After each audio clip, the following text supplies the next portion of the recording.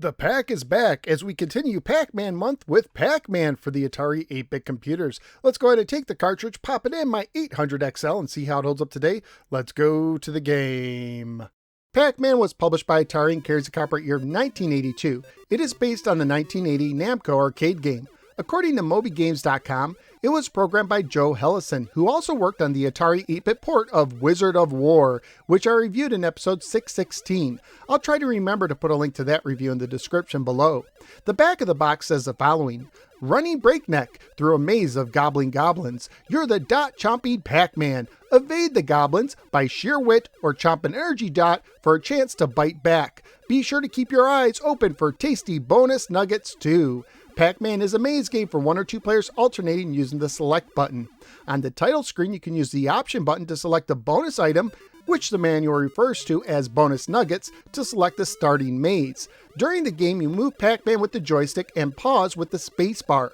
Your goal is to eat all the dots in the maze while avoiding the goblins. That's right, while many people might debate whether they should be called ghosts or monsters, the box and manual refer to them strictly as goblins. While eating dots, you move slightly slower than when you're not eating them. When you eat all the dots, you start over, often at increased speed.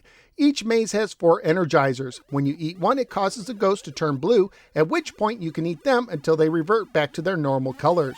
Scoring-wise, you get 10 points per regular dot, 50 points for eating an energizer, and while you're energized with a single energizer, you get 200 points for eating the first goblin, 400 points for the second, 800 for the third, and 1600 points for the fourth and final goblin. Bonus items can appear in the middle of the screen, and they're worth anywhere from 100 points for the cherries to 5,000 points for the key. One cool part about this port is that it includes an Atari Fuji symbol as one of the bonus items. I also appreciate that the manual actually gives you more details about the bonus items than most manuals, letting you know that they show up every 30 seconds and only stay on screen for 8 seconds. The manual also has a list on the back showing you when bonus items show up, how much they're worth, how fast Pac-Man and the goblins move on any specific maze, how long the goblins turn blue, and how many times they flash when you're energized, again depending on the maze number. You lose a life when a goblin touches you and you're not energized, but you get an extra life at 10,000 points.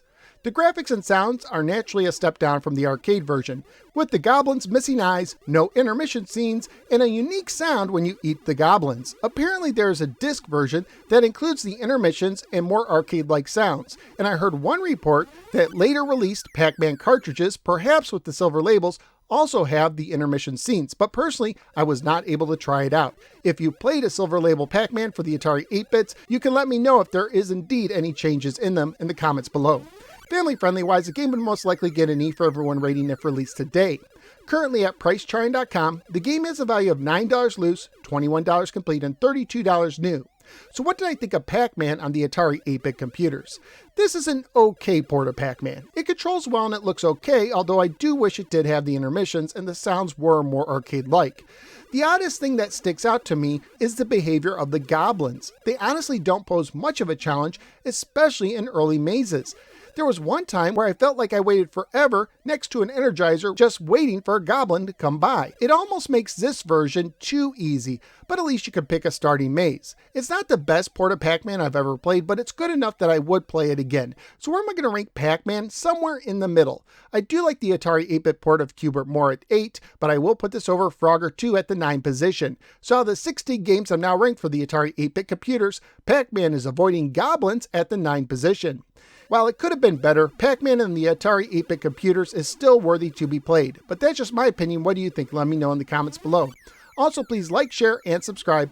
Follow me both on the Facebook and the Twitter, and click the bell so you don't miss any future videos.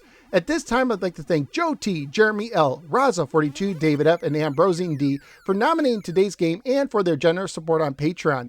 If you'd like to support the show and potentially be part of future review nominations, please consider joining my supporters at patreon.com/NoSwearGamer. Thank you for giving me a little part of your day and look forward to seeing you next time in the next episode of the No Swear Gamer. Take care and remember, Atari Fuji symbols are delicious.